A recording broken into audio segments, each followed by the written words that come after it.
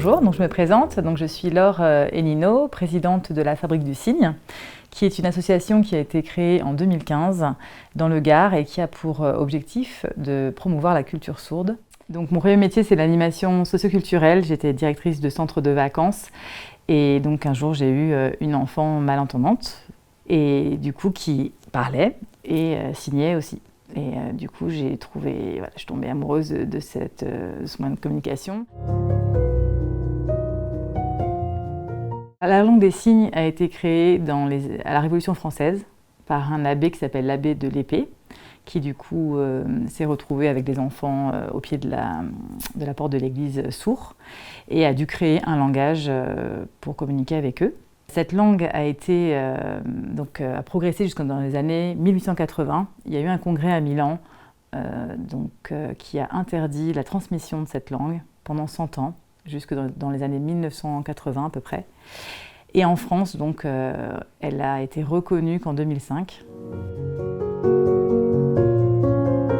Vous allez avoir des écoles spécialisées bilingues, c'est-à-dire qu'il y aura des enfants entendants dans cette école et des enfants sourds qui vont pouvoir se côtoyer, mais les enseignants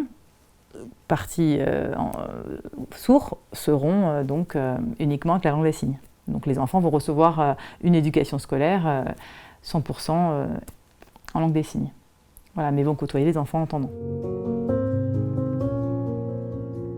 Un enfant sourd doit avoir la langue des signes. Par contre, le parent après, s'il est entendant, bien sûr, il peut tout à fait l'amener avec de l'appareillage pour qu'il puisse être à l'aise dans ces deux univers.